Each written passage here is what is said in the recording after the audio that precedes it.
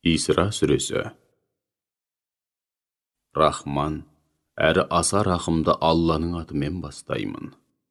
Құлын Мұхаммедті бір түнде Харам мешітінен, айналасына өзіміз құт береке дартқан Ақса мешітіне кейбір маңызды белгілеріміз бен дәлелдерімізді көрсету үшін алып барған Алла мінсіз. Мұқтаждық пен дәрменсіздіктен, кемшілік атаулыдан ада. Ол Самиғ, бәрін естуші, Басир, бәрінде көруші. Мұсаға да кітап, Тәуратты бердік, һәм оны Исраил ұрпақтарына тура жолға бастайтын жолбасшы еттік. Сол арқылы олардан, менен өзге ешкімді сенім артар кепіл, арқа сүйер ие тұтпаңдар деп талап еттік. Уа, Нұхпен бірге кемеге мінгізіп, алапат-апаттан құтқарған мүмін құлдарымыздың ұрпақтары. Нұх расында да Раббысына өте көп шүкіршілік ететін құл еді. Біз қанша жерден ескерту жасасақ та, Тәураттағы үкімдерге бағынбай күпірлік қылған үшін, кітапта Исраил ұрпақтарына қатысты: сендер жер бетінде 2 рет лаң салып, бүлік шығарасыңдар, һәм астамшылдыққа, тәкаппарлыққа бой алдырып, асқақтаған үстіне асқақтай түсесіңдер деген үкім шығардық.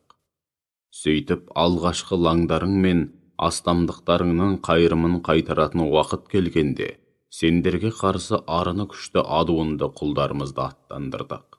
Олар біріңді қалдырмай құрту үшін ауыл аймақтарыңды түгел жайпап, тіпті үйлеріңе дейін баса көктеп кіріп, қуыс-қуыстың бәрін тінтіп шықты. Бұл орындалуы тиіс, тіпті орындалған уағда әрі кесімді үкім еді. Содан біраз уақыт өткеннен кейін, сендерге басқыншыларға қарсы тұрар күш беріп, жеңіске жеткіздік. Сөйтіп сендерге мол байлық және көп үрім бұтақ нәсіп ету арқылы қолдау көрсеттік. Қараларыңды бұрынғыдан әлде қайда көбейттік. Ал енді бұдан бұлай, Алланың өздеріңді үнемі көріп тұратынын жадында ұстап, тек игі істер істесеңдер, өздерің үшін жақсылық істегендерің. Керісінше жамандық атаулыға бой алдырсаңдар, оны да өздерің істеген боласыңдар. Ал енді ақырғы лаңдарың мен астамдықтарыңның қарымын қайтаратын уақыт келгенде, сендерді барынша қор қылсын, алғашқы басқыншылар сияқты қасиетті мешітке баса көктеп кірсін, һәм басып алған жерлерінің тасталқанын шығарсын деп, тағы да арыны күшті, азулы құлдарымызды аттандырамыз. Бәлкім, тәубеге келерсіңдер. Сөйтіп, Раббыларың сендерді мейіріміне бөлер. Ал егер қайтадан лаң салып астамдыққа бой алдырып, бұрынғы әдеттеріңе бассаңдар, біз де сендерді жазалауды қайта қолға аламыз. Біз жаһаннамды кәпірлер үшін ішінен шығу мүмкін емес зындан қылдық. Шүбәсіз бұл Құран ең дұрыс, ең сенімді жолға бастайтын, һәм үнемі орынды да игі істер істейтін мүміндерге алдағы уақытта еншілеріне тиетін үлкен сый-сияпат бар екендігін айтып, сүйіншілейді. Ал ақиретке сенбейтіндерге олар үшін жан төзгісіз азап әзірлегенімізді айтып жеткізеді. Адам баласы кейде жамандықты тура бейне бір жақсылықты тілегендей тілейді. Расында адам баласы алды-артын аңдамайтын тым алып-ұшпа, сабырсыз. Біз түн мен күндізді құдіретіміздің, іліміміздің, билігіміз бен нығметіміздің шексіздігін көрсететін қос белгі, қос дәлел қылдық. Әрі екеу үшін бір-бір белгіден жараттық. Содан Раббыларыңның өздеріне берер нығметін, ризық несібелеріңді іздеп табуларың, әрі жылдардың саны мен уақыттың есебін біліп жүрулерің үшін түннің белгісі айдың жарығын өшіріп, орнына күндіздің белгісі күнді шуақ шашқан жарық еттік. Міне осылайша барлық нәрсені орын-орнына қойып, жан-жақты ашып түсіндірдік. Біз әр адамның пешенесіне жазылған жақсы-жаман барлық істерін өзінің мойнына артып қойдық. Қиямет күні оның алдынан айқара ашылған бір кітап шығарамыз. Сөйтіп оған кітабыңды оқы, бүгін жауапқа тартушы ретінде өз-өзіңе жеткіліктісің дейміз. Кім хақ дінді таңдап, тура жолға түссе, сөзсіз өз пайдасы үшін тура жолға түскені. Ал кім адасса өзінің зиянына, маңдайының сорына адасады. Біреудің күнәсін басқа біреу арқаламайды. Біреу үшін біреу жауапқа тартылмайды. Біз алдын ала ескертуші пайғамбар жіберместен күнәға батқан үшін ешкімді және ешбір қауымды азаптамаймыз. Біз қандай да бір елді мекенді жермен жексен етуді қалағанымызда, алдымен пайғамбар жіберіп, ол жердің сән салтанат пен молшылықта өмір сүріп үйренген мықтыларына Аллаға мойын сұнуды, жақсылық жасауды бұйырамыз. Олар болса, бұйрығымызға құлақ аспай, одан сайын желігіп, күнәға батқан үстіне бата түседі. Нәтижеде ол елге лайықты жаза кесіледі де, біз ол жерді жермен жексен етеміз. Сондай-ақ Нұхтан кейін де дәл осылай қаншама қауымды жойып жібердік. Құлдарының күнәләрін Раббыңның көріп білгені әбден жеткілікті. Кім ақиретті керек қылмай, тек қана осы дүниенің қызығын көруді қаласа, біз бұл жалғанды қалаған құлымызға дүниенің қызығын қалағанымызша көрсетеміз. Алайда содан кейін жаһаннамды оның ақиреттегі тұрағы қыламыз. Сөйтіп ол айыбы бетіне басылып, жазғырылған һәм аласталған күйде жан төзгісіз азап тарту үшін тозаққа тасталады. Ал кім ақиретті қалап, мүмін ретінде сол үшін құлшына еңбек етсе, міне осындай жандардың еңбегі міндетті түрде ақталады. Біз бұл жалғанда барлығына, яғни тек дүниені қалайтындарға да, ақиретті қалайтындарға да Раббыңның нығметінен сыйынан береміз. Раббыңның нығметі, сыйы адам баласы үшін еш уақытта қол жеткізгісіз болған емес. Бұл дүниеде олардың бір бөлігін, енді бір бөлігінен байлық, атақ-абырой, күш-қуат, әрі денсаулық тұрғысынан қалай һәм неліктен үстем қылғанымызға зер сал. Ал ақирет мекеніне келсек, ондағы дәрежелер тұрғысынан әлде қайда биік, үстемдік пен абырой жағынан да анағұрлым жоғары тұрады. Алламен қатар әлдекімді немесе әлденені құдай тұтпа, әйтпесе айыбың бетіңе басылып, жазғырылып, қолдаусыз әрі жападан жалғыз қалған күйде омаласың да қаласың. Раббың бір өзіне ғана құлшылық етуді, ата-анаға барынша жақсылық жасауды үкім етті. Егер олардың біреуі немесе екеуі бірдей қолыңда қартайса, оларды ауырсынып, немесе жақтырмаған сыңай танытып, тіпті ту деп те киюші болма. Сондай-ақ оларға зекі бұрыспа, керісінше оларға жанға жағымды жылы сөз айт. Олардың алдында барынша мейірімді, мейлінше кішіпейіл әрі тіл алғыш бол, һәм олар үшін, уа Раббым, олар мені бала күнімде қалай мәпелеп өсірген болса, сен де оларды дәл солай мейіріміңе бөлей көр деп дұға ет.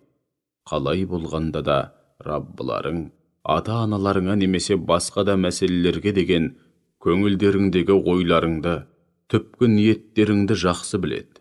Егер сендер шынымен де Аллаға, ата-аналарыңа деген ниеттерің таза, көңілдерің пәк, ізгі жандар болсаңдар, Алла ата-анасына немесе басқа да мәселелерге қатысты біліп-білмей істеген күнә қателіктері үшін өкініш білдіріп, шынайы түрде тәубе етіп, өзіне үнемі бет бұратын құлдарына өте кешірімді, жақын туысқа, пақыр міскінге һәм жолда қалған жолаушыға тиісті жақсылығыңды жаса, мал дүниеңді орынсыз шашып, төгіп ысырап қылма. Шүбәсіз, ысырапқорлар шайтанға бауыр, ал шайтан болса, Раббысына рахметі жоқ, малғұн. Ал егер өзің мұқтаж болып, Раббыңнан өзіңде рахым, яғни ризық несібе тілейтін жағдайда болсаң, оларға қарасатын шамаң болмаса, тым құрғанда олардың көңілін аулайтын жылы сөз айт. Қолың тым тарда, тым ашық та болмасын. яғни шектен шыққан сараңда, ысырапқор да болма, әйтпесе жүрген жеріңде жазғыруға толы сөз естейтін, әрі қолыңдағы барыңнан айырылып, қасірет шегетін күйге түсесің. Расында, Раббың белгілі хикметтерге байланысты әрі дүние сынақ мекені болғандықтан, қалағанына ризық несібені молынан береді, қалағанына аз әрі өлшеп береді. Ол құлдарының барлық жағдаятынан толық хабардар, олардың жай күйін анық көруде. Уа адамдар! Кедейлерден қорқып, бауыр еті балаларыңды өлтірмеңдер, оларға да сендерге де ризық несібені біз береміз. Оларды өлтіру расында да үлкен күнә. Зинаға тіпті жоламаңдар, өйткені ол барып тұрған азғындық, кісіні тозаққа сүйрейтін жаман жол. Алла тағала ардақтаған тірі жанды нақақтан нақақ өлтірмеңдер. Кім жазықсыздан жазықсыз өлтірілсе, оның мұрагеріне қысас жазасын қолданып, қолданбау немесе құнын сұрау сынды тиісті іс-шараларды жүзеге асыруға толық өкілеттілік бердік. Ендеше мұрагер қысас жазасын қолдануды ұйғарса, қысас жазасында шектен шықпау керек. Өйткені оған шариғат тұрғысынан онсыз да тиісті қолдау көрсетілді. Жетімнің мал мүлкіне кәмелетке толғанға дейін сақтау, көбейту немесе сол баланы жан-жақты жетілдіру үшін жұмсау сияқты жақсы ниетпен болмаса, мүлдем жоламаңдар. Сертке берік болыңдар, өйткені берілген серттің сұрауы бар. Өлшегенде дұрыс өлшеңдер, дәл өлшейтін таразымен тартыңдар, осылай істегендерің әлде қайда қайырлы һәм ақырда жақсы. Өзің нақты білмейтін нәрсенің, мәліметтің соңына түспе, яғни білмегенді білдім, көрмегенді көрдім, естімегенді естідім деп айтпа. Шындығында адам баласы құлақ, көз және жүрек сынды дене мүшелерін қалай басқарып, қолданғанына қатысты Алланың алдында жауапқа тартылады. Сондай-ақ жер бетінде кердеңдеп жүрме. Сен өзіңді қанша жерден мықтымын деп санасаң да, күш қуатың, білімің және қабілетің шектеулі болғандықтан бәрібір жерді жара алмайсың. Таулармен де бой теңестіре алмайсың. Осындай тыйым салынған жаман істердің барлығы Раббыңның алдында, немесе Раббыңа ұнамайтын жағымсыз жат қылықтар болып табылады. Міне осынау ақиқаттар, Раббыңның саған уақи еткен хикметтерінің бір бөлігі. Ендеше Алламен қатар әлдекімді немесе әлденені құдай тұтушы болма, әйтпесе айыбың бетіңе басылып, жазғырылған һәм аласталған күйде тозаққа тасталасың. Ол мүшриктер періштелерді Алланың қыздары дейді. Демек, Алла сендерге ұл балаларды беріп, өзіне періштелерді қыз қылып алғаны ма? Расында сендер күнәсі өте үлкен сөз айтудасыңдар. Біз адам баласы ойлансын, ғибрат алсын деп осынау қасиетті Құранда ақиқаттарды барлық қырынан әртүрлі жолдармен жан-жақты түсіндірдік. Алайда өкінішке қарай, осынау ақиқаттар ол мүшриктерді одан сайын бездіруде, тура жолдан одан әрмен алшақтата түсуде.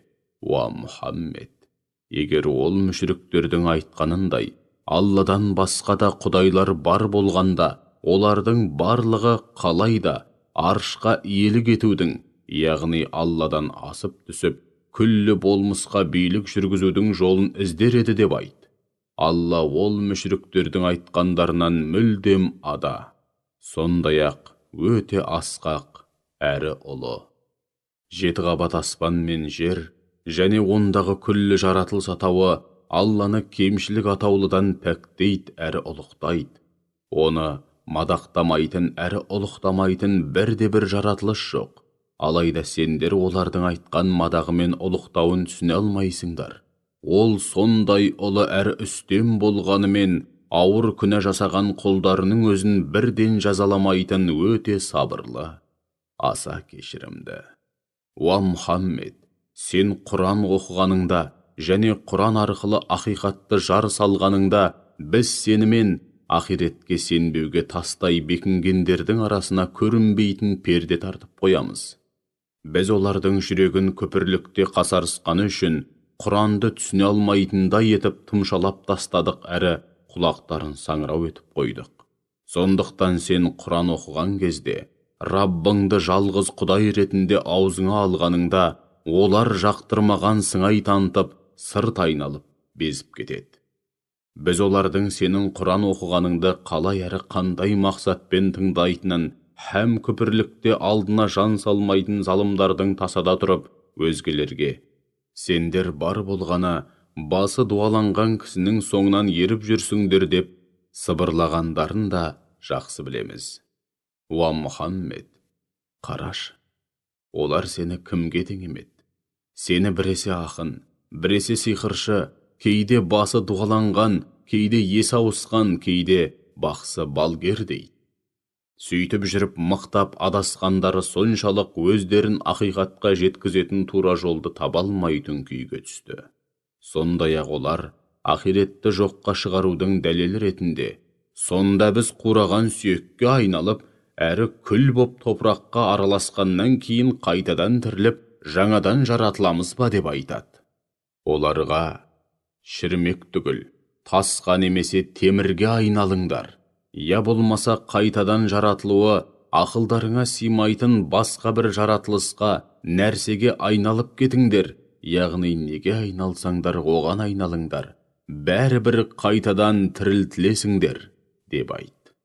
Сонда олар жарайды делік, сонда бізді қайтадан тірілтетін кім дейді? Оларға, сендерді әу баста кім жаратса, сол тірілтеді деп айт.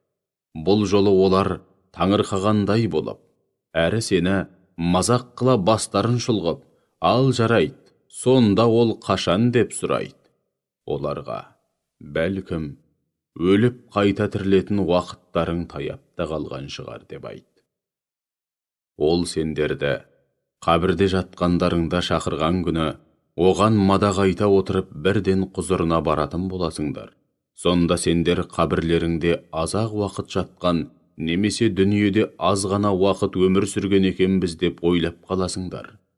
Уа Мұхаммед, құлдарыма өзара тілдескенде де, қарсыластарымен жауаптасса да, әрдайым сөздің ең жақсысын айтып, өте сыпайы сөйлесінде. Өйткені шайтан қашан да олардың арасына жік салуға тырысады.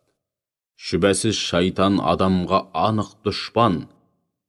Раббыларың сендерді, не етпей-ғылдарыңды, не істеп, не қойып жүргендеріңді өте жақсы біледі. Ол қаласа сендерді мейіріміне бөлейді, қаласа азаптайды. Сондай-ақ, уа Мұхаммед, біз сені оларды қадағалайтын және олар үшін жауап беретін кепіл етіп жібермедік. Раббың көктегілерді және жердегілерді өте жақсы біледі. Біз расында кейбір пайғамбарларды кейбіреуінен үстем қылдық. Соның ішінде Дәуіт пайғамбарға Зәбурды бердік. Мүшріктерге, Алладан өзге құдай тұтқан пұттарыңа, пірлеріңе, періштелер мен жындарға қолдарыңнан келгенше жалынып жалбарыныңдар. Анығында олар сендерді бастарыңа түскен қиыншылықтан құтқара алмайды. Әрі оны жақсылыққа айналдыра алмайды. Ол мүшріктердің құдай тұтып, жалынып жалбарынғандарының өздері де Раббыларына өзгелерден гөрі жақынырақ болудың жолын іздейді. Сондай-ақ оның рахымынан үміт етеді, әрі азабынан қорқады. Өйткені Раббыңның азабы расында да абайламасаң өте қорқынышты.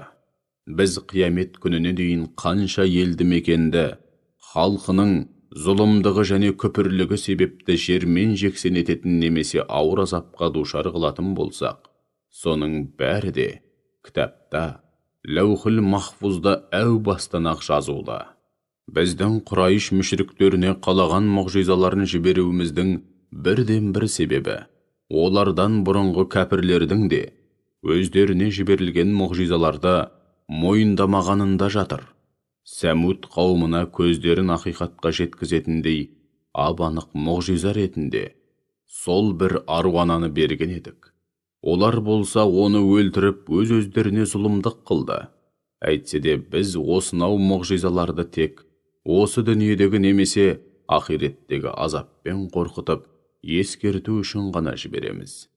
Кезінде саған шүбәсіз Раббың адамдарды шексіз ілімі һәм құдіретімен толық қамтиды, яғни олардың барлық жай-күйін біліп тұрады, һәм оларды ашса алақанында, жұмса жұдырығында ұстайды деген едік.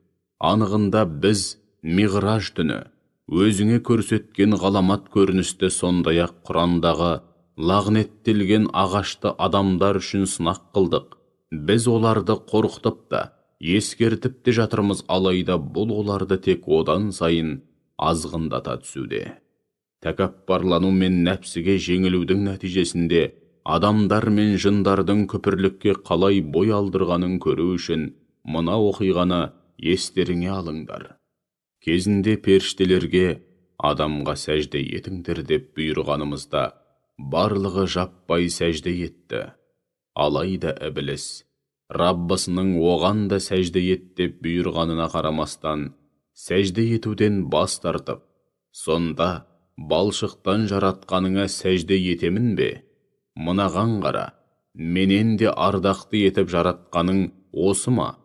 Егер маған қиямет күніне дейін мұрсат берсең, оның ұрпағының басым көпшілігін өзіме бағындырып аламын деген еді. Алла оған, кет ендеше, олардың арасынан кім-де-кім саған ерсе, жазаларың расында да жаһаннам болады. Жаза болғанда да жетіп артылатын жаза. Білгеніңді істе, шаман келгенді сұрқия даусыңмен азғырып, түрте, жамандыққа бастай бер. Оларға атты, әрі жаяу жендеттеріңмен атой салып шабуыл жаса. Мал пұлдармен бала шағаларына ортақтас бол, һәм оларға жиі уәде бер деп айтты. Әйтсе де, Әзәзіл шайтан оларды алдағаннан басқа не бір жетіскен уәде берет дейсің. Сондай-ақ Алла оған, менің таңдаулы һәм ықыласты құлдарыма сенің ешқандай ықпалың жүрмейді деді. Раббыңның оларға қамқор ие болғаны жеткілікті. Уа адамдар, Раббыларың өзінің жақсылығымен шексіз нығметін, ризық несібелеріңді табуларың үшін теңіздерде кемелер жүргізеді. Шүбәсіз, ол сендерге өте мейірімді. Теңізде қандай да бір қиын қыстау жағдайға тап болғандарыңда сендерге бір Алла ғана жәрдем етеді. Өзге құдай тұтып, жалбарынып жүргендеріңнің бәрі де ғайып. Яғни сендер үшін ұмыт болады. Алайда Алла сендерді апаттан құтқарып, құрлыққа дін аман жеткізген кезде түк болмағандай, одан сырт айналасыңдар. Міне адам баласы рахметі жоқ сондай жаратылыс. Сонда құрлыққа шыққаннан кейін Алланың сендерді жерге жұтқызып жібермейтіндігіне, немесе алапат дауыл тұрғызып, төбелеріңнен тас жаудырмайтынына сенімді болдыңдар ма? Ондай жағдайда өздеріңе сүйеу болар бірде-бір қамқор еді, қорған да табалмайсыңдар. Әйтпесе күндердің күнінде сендерді теңізге қайта шығарып, алапат дауыл тұрғызу арқылы жақсылықты түсінбегендерің һәм күпірлік қылғандарың үшін суға батырмайтынына сенімді болдыңдар ма? Содан кейін бізге қарсы тұрып, өздеріңе қол ұшын беретін ешқандай күште, қорған да табалмайсыңдар. Біз расында да адам баласын ардақты қылып, көптеген нығметке бөледік. Оларға құрлықта да, теңізде де мініс көліктерін нәсіп еттік. Таза әрі жағымды азықтарды ризық етіп бердік. Сондай-ақ оларды жаратқандарымыздың көбінен әлдеқайда үстем қылдық.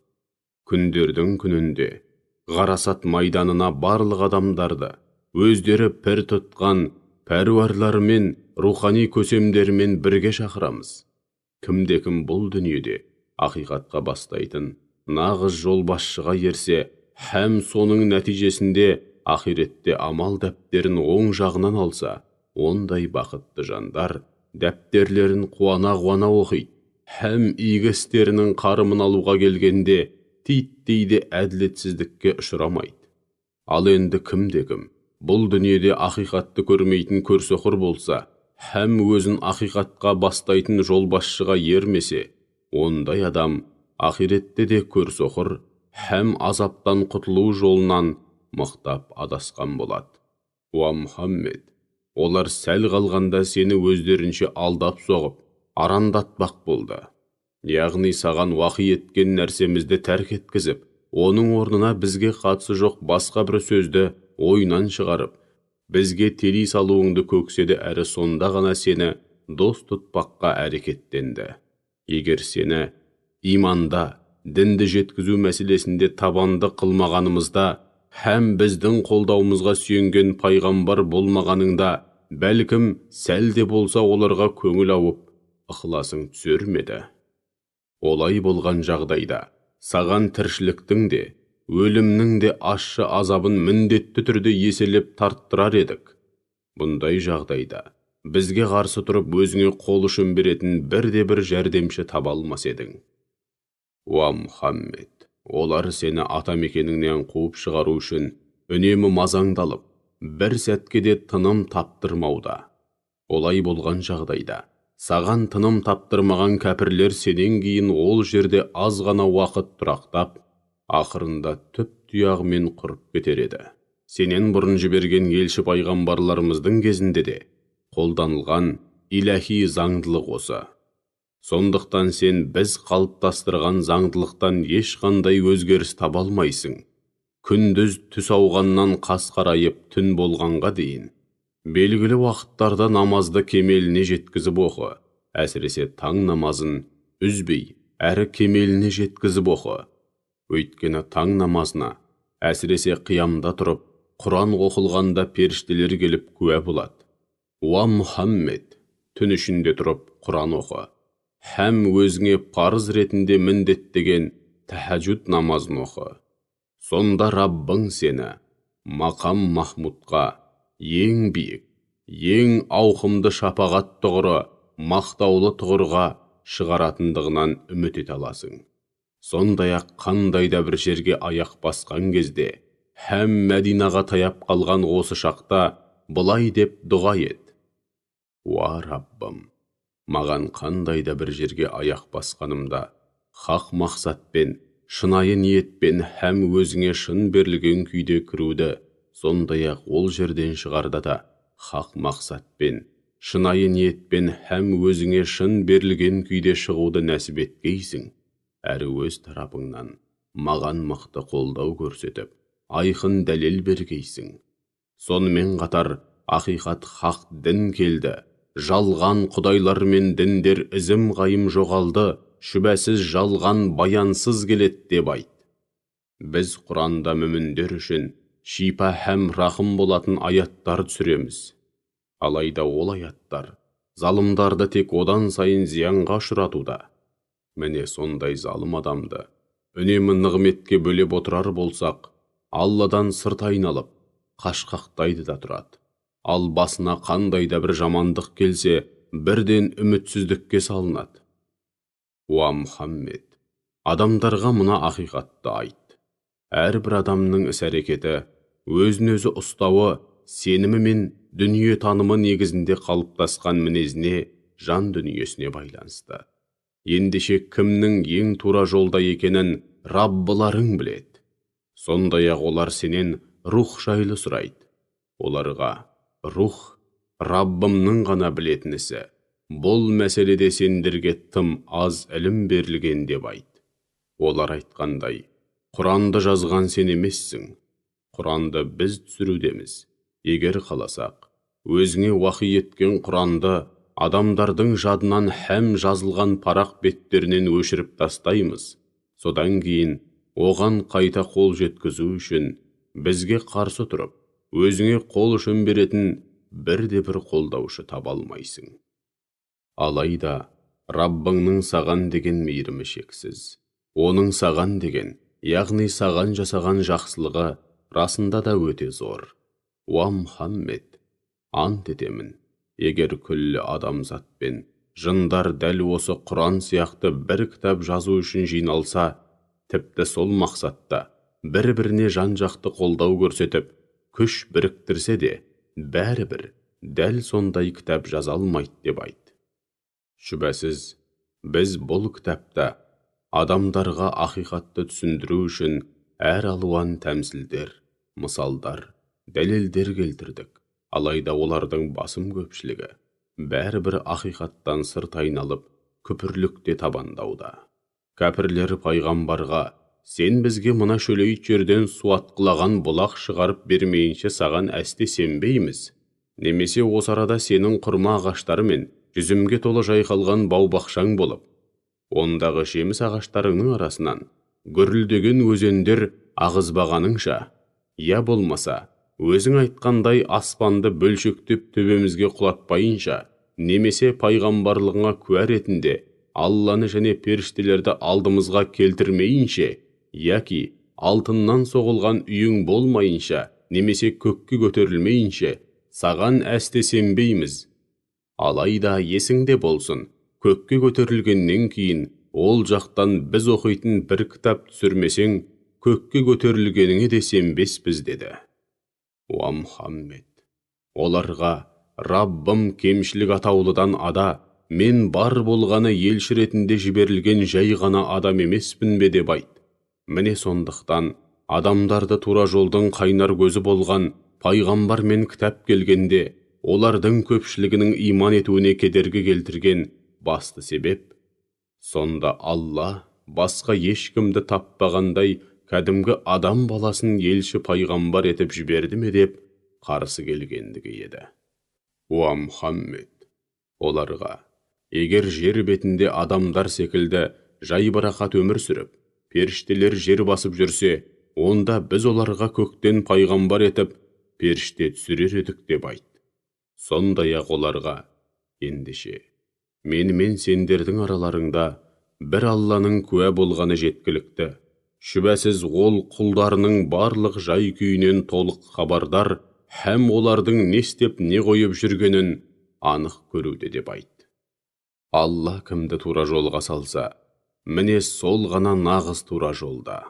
Алла кімді өзі тілеп алғаны һәм соған лайық болғаны үшін адастыратын болса, онда олар үшін Алладан басқа тура жолға салатын һәм қолдайтын жанашыр дос та, қорған да таба алмайсың.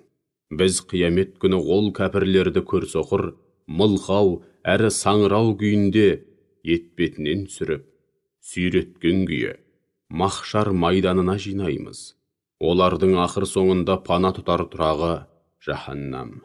Оның оты бәсеңдеген сайын қайтадан маздатып, алаулатқан үстіне алаулата түсеміз.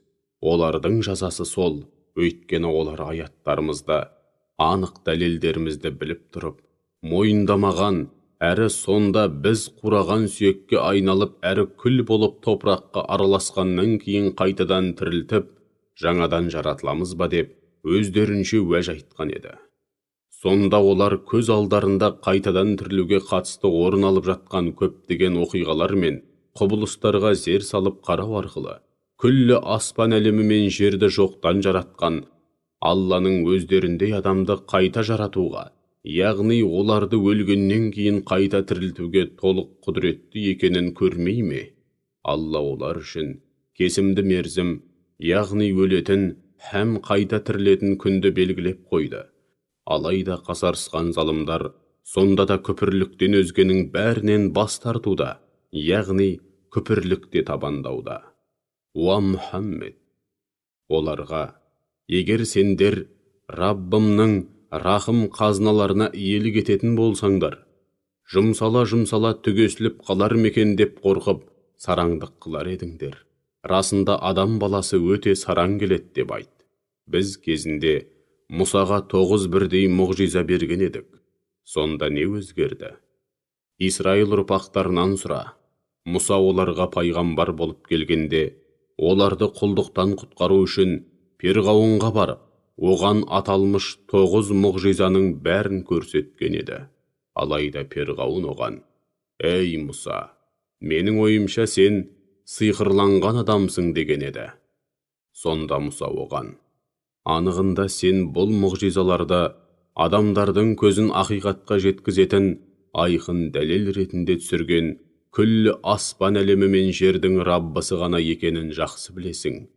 Ендеше, ей Перғауын, менің ойымша сен шынымен түбінде құритын адамсың деп жауап берді. Іле-шала Перғауын Исраил ұрпақтарын Мысыр жерінен аластап қууды һәм бір жола жойып жіберуді қалады. Алайда біз оны және қасына ерткен әскерін түгелдей суға батырдық. Осы оқиғадан кейін Исраил ұрпақтарына ал енді мына жерге, Құдысқа қоныс тебіңдер. Ақиреттің уағдалы уақыты немесе сендерге қатысты кесілген екі бірдей уағдалы уақыттың ақырғысы келген шақта барлығыңды бір жерге жинаймыз да, кесімді үкімімізді шығарамыз деп айттық. Біз Құранды ақиқат негізінде һәм күмән тудыратын нәрселер мен жалған атаулардан ада, пәк күйде түсірдік. Сөйтіп ол ақиқаттың нақ өзі болып түсті. Уа Мұхаммед, біз сені иман келтіріп игі істер істегендерді сүйіншілеп қуантушы, әрі теріс жолдарға түсіп, адасып жүргендерді ескертуші ретінде ғана жібердік. Сондай-ақ біз Құранды адамдардың санасы мен жүрегіне әбден сіңіріп, байыппен оқуың үшін оқиғаларға орай һәм басқа да қажеттіліктерге қарай бөліп-бөліп, әрі бірте-бірте түсірдік. Ендеше мүшриктерге, сендер оған қаласаңдар сеніңдер, қаласаңдар сенбеңдер. Расында бұрын соңды өздеріне ілім нәсіп болған кітап иелерінің арасында Құран оқылғанда, одан әсерленіп бірден сәждеге жығылған жандар бар деп айт. Сондай-ақ олар, уа кемшілік атаулыдан ада, мінсіз Раббымыз, егер Раббымыз уәде берген болса, ол міндетті түрде орындалады деп айтады. Сөйтіп олар жылаған күйде тағы да сәждеге жығылады. Міне, Құран олардың Аллаға деген сый құрметін осылайша арттыра түседі. Уа Мұхаммед, оларға, оған дұға еткендеріңде қаласаңдар Алла деп атаңдар, қаласаңдар Рахман деп атаңдар. Қай есімін атап дұға етсеңдер де, ең көркем есімдер оған ғана тән деп айт. Сондай-ақ намаз оқығаныңда даусыңды қатты шығарма, әрі тым бәсеңдетіп те жіберме, екеуінің ортасындағы жолды ұстан. Сонымен қатар, бар мадақ пен шүкіршілік, баласы да, күллі жаратылысқа жүргізген билігінде серігі де болмаған, сондай-ақ қамқоршы досты қажетсінетіндей қауқарсыз да болмаған бір Аллаға тән деп тәкбір айтып, оны ұлықта.